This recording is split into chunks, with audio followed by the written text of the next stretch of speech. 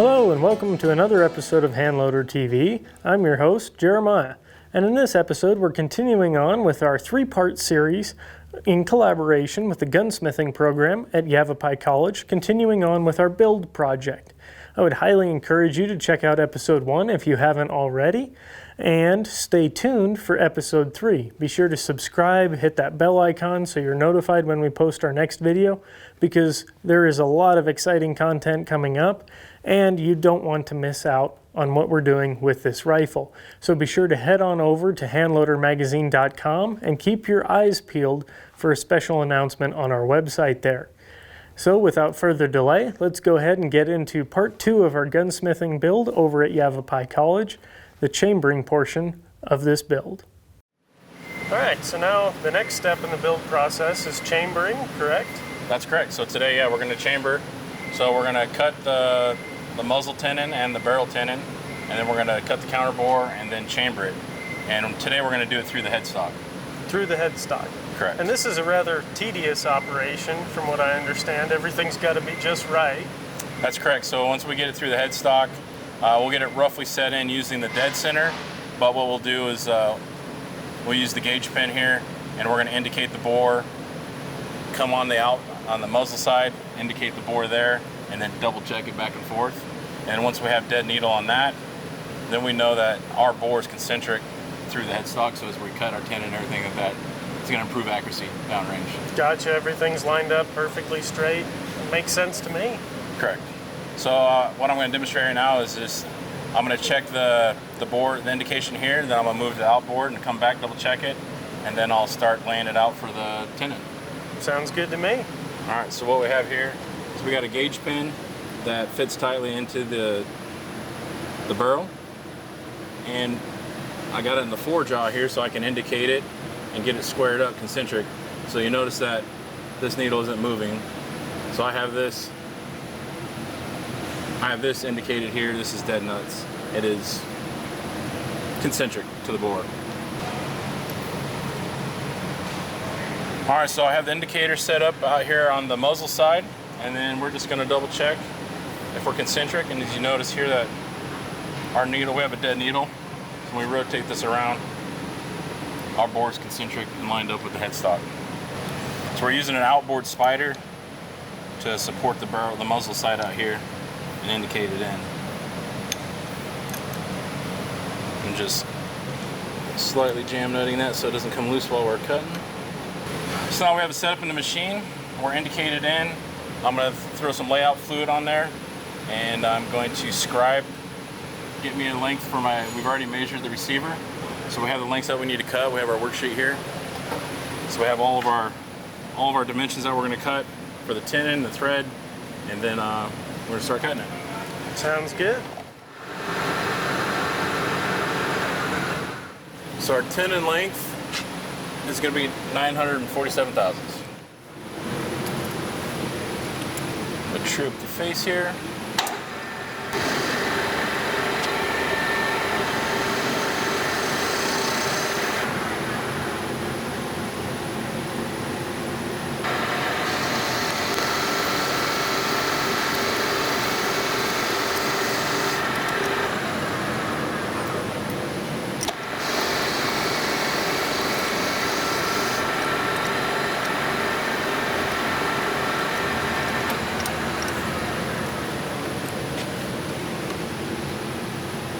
Right now I'm cutting down the tenon to the major diameter of the thread, and then I'm going to take an extra 5 thousandths before I start threading it. Okay.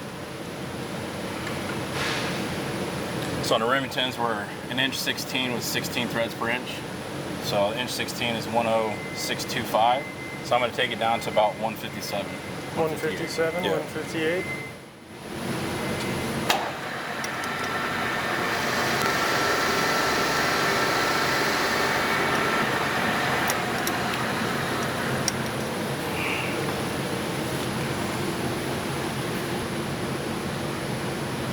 So right now we're at inch and 58 thousandths, so that's good there.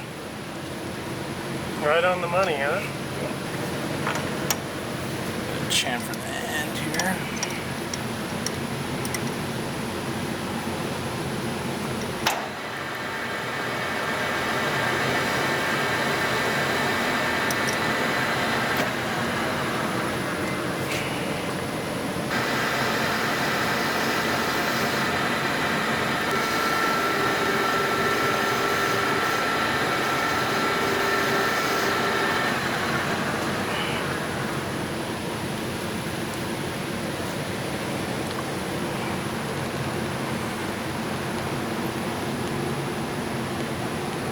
So now we're at 947 and a half. 947 and a half. Very precise. Lots of measuring and making sure everything's just right. Right now I'm just cutting thread release for the thread cutting.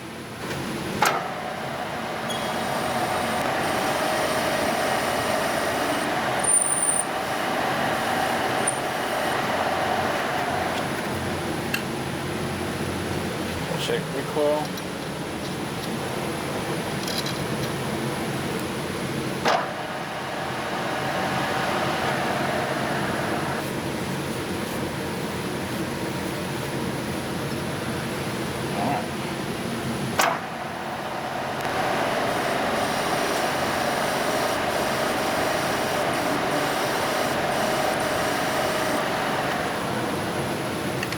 So I got a relief on the inside here, keep this edge from binding so that the recoil lug will sit square with the shoulder. And then I got another relief here for the thread, for me to stop the threader. And so when I'm threading it on, and the barrel won't come in and bottom out down in here. Gotcha.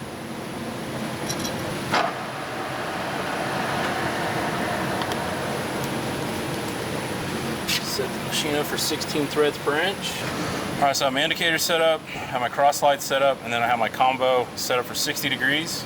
I'm going to advance the combo to cut, so I'm only cutting on the one side of the cutter and the point. Okay. And so the cutters will last longer that way. And then I'll set up on 0. So now what I'm going to do is I'm going to do a scratch pass, and I'm going to double check my thread pitch.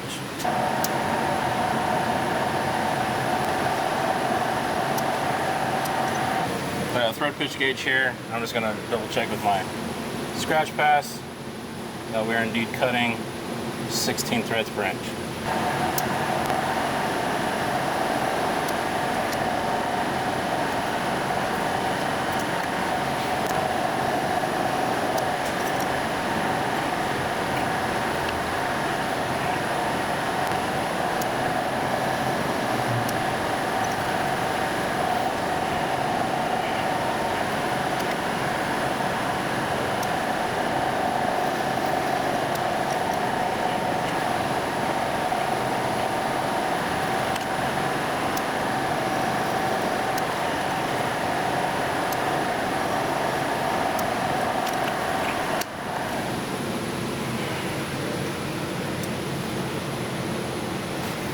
So we're getting close. We're just going to check the receiver.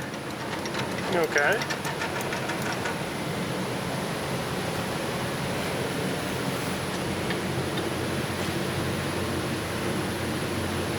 Wants to start, but it's still a little snug. So we got a few more thousandths to go.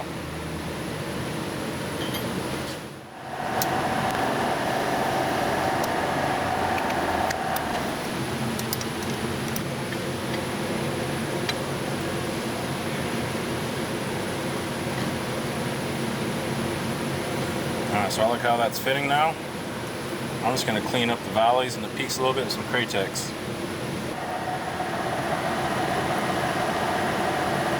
This is like a eraser with some metal compound in it to polish up some of the cutting marks. You have different grits for it. That's pretty nifty. You fit it down into those threads and polish them up. But since it has a grit in it, I put this down here to protect the ways so I don't get even that grit on the ways.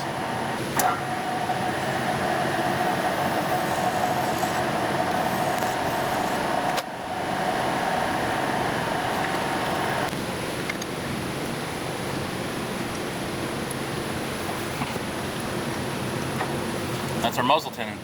So next, I'll get set up and I'll get ready for chambering. I'll cut the counterbore and then chambering. Sounds good to me.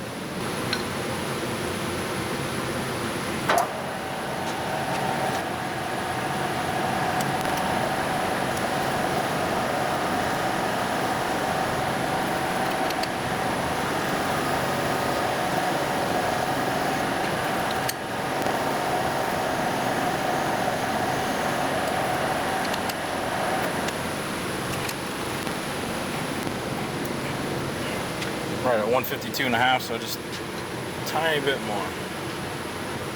What's your goal? Goals, we're trying to get to like our counter bar on this one is going to be 153, 54 thousandths. Okay.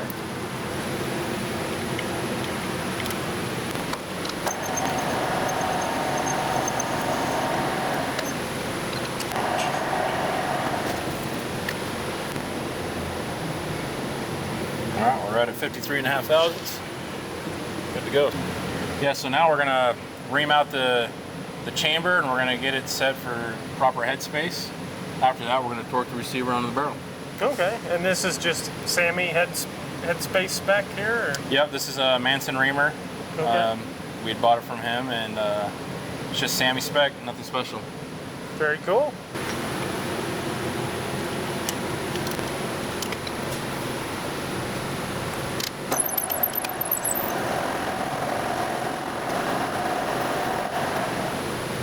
About every 50, 75 thousandths, I'm gonna pull it out and clean it so we get it to full depth.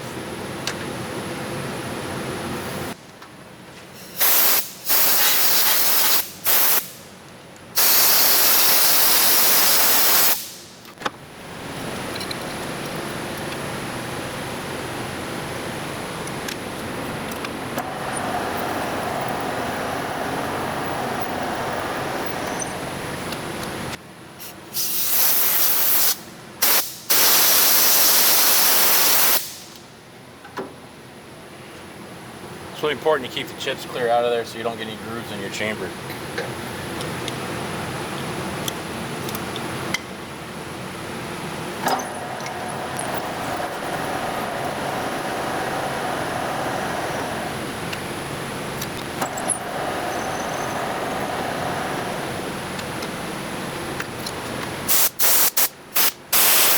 So as that shoulder gets deeper and deeper, it'll start to get chip load in here. And so as I get deeper, I'm going to be cutting less and less. Gotcha. So we don't get a bunch of chips in there binding up.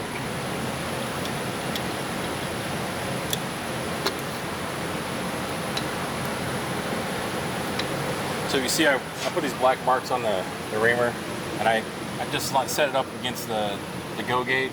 This kind of gave me a mark to go to first.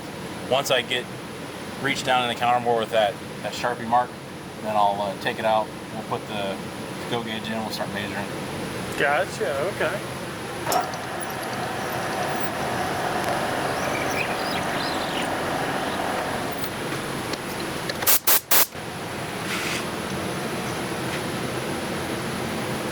So we're getting close. About what time we're done, this go gauge should be just about flush with the end of that barrel. So we got about a quarter inch or so more to go.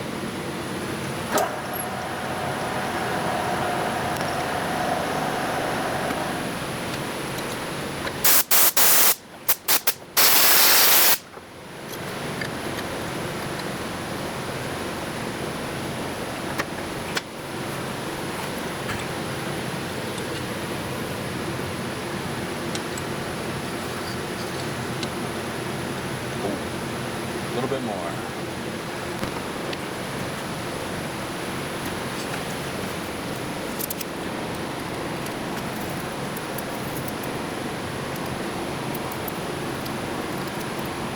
Probably like 1.5 thousandths. So we're gonna cut that by hand. I don't blame you there.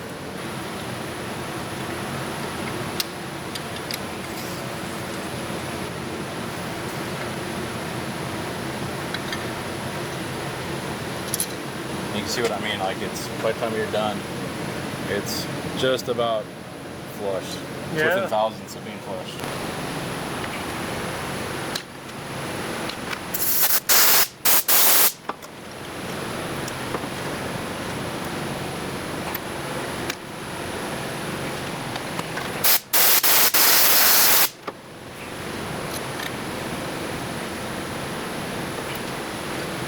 Moment of truth.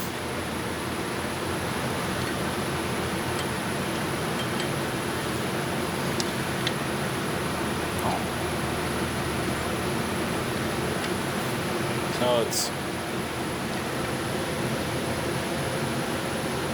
I can feel it, and so when we're loose like this, I'm going to take about another thousandths because once we torque that receiver on it, we're going to get that crush. So right now we're just barely, just feel it. So I'm going to do one more of those cuts that I just did by hand.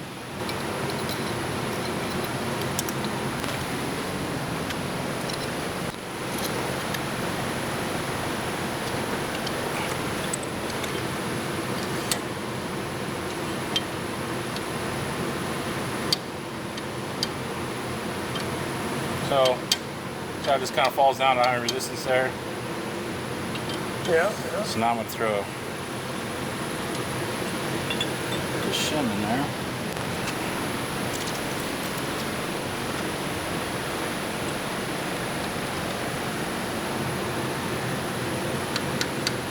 It doesn't close. So we got it closing on the go, not closing with the shim. And that shim is 5 thousandths. 5,000. So what we're going to do now is I'll take it out, clean it all up, and we're going to go torque on the receiver so we can head over to the mill and start inletting the stock. Sounds good. So now we've got the stock here, and we're moving on to a much simpler operation compared to chambering. Yes, sir. What are you up to here? Okay, so for the action and the barrel, basically what we did was we put it in there, notice that it's a little bit tight here around where the chamber is going to be, and then it's a little tight up here where the barrel is. So when you order these stocks, usually they're going to be just a little bit off from what you need unless you can get the exact contour from that company, from the stock company, for that barrel. So what we're going to do is we're going to take our little box core router bit right here inside the mill. We're going to mill out a little bit, and then we're going to switch it out, and we're going to mill out the rest of the area for the barrel, and check it for free float, and that should be it. Pretty quick operation. Pretty simple. Sounds good.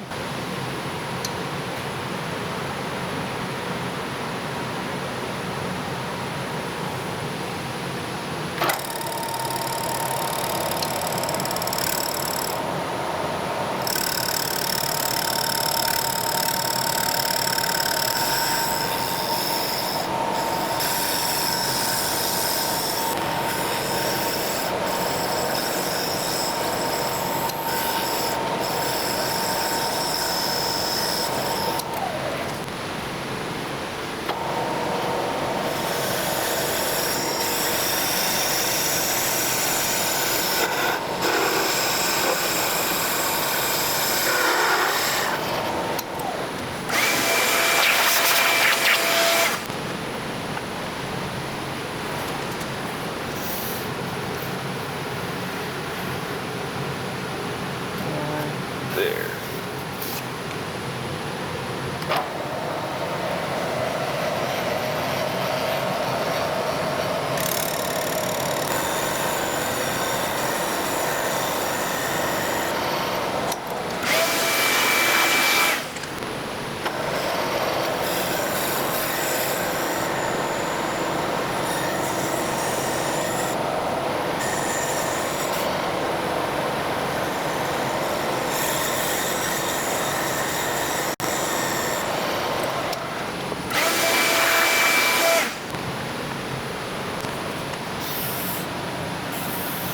There we go. Beautiful. And then we'll go in and we'll bed the action and the recoil lug and clean this all up and make it look even nicer. Sounds good to me. Getting close now. Yes, sir. All right, so we get the stock in the vise, we get the barreled action here, and we're gonna do some bedding, right? Yes, sir. So, so far what we've done is, since being on the mill, I've cleaned up this a little bit with some sandpaper and put some tape on this to maintain the free float after we put on the bedding compound. And what I'm going to do is spray on this, which is a release agent, to allow it to pull out when we're done bedding it. So that's just what I'm going to do right now.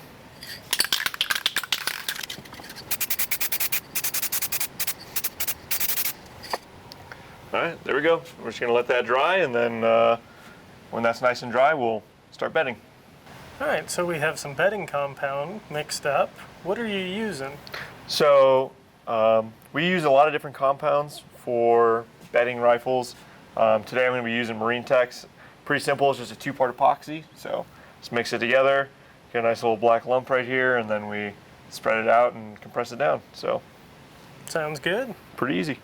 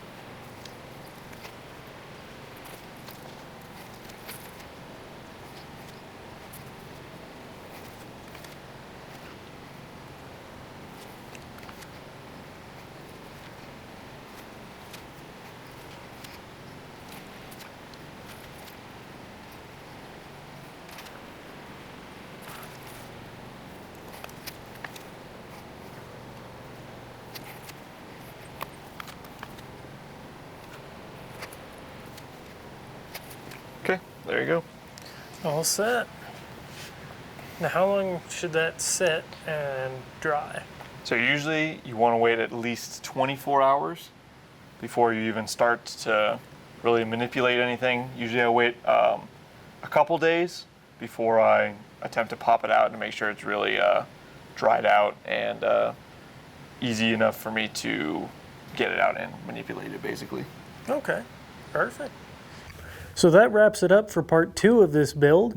Be sure to subscribe and hit that bell icon so you're notified when part 3 comes out. And one lucky person is going to get to take this rifle home. All the details are available on handloadermagazine.com, so be sure to check that out and figure out how you can make this rifle your very own. So thank you so much for watching. We really do appreciate it, and I will catch you guys in the next episode.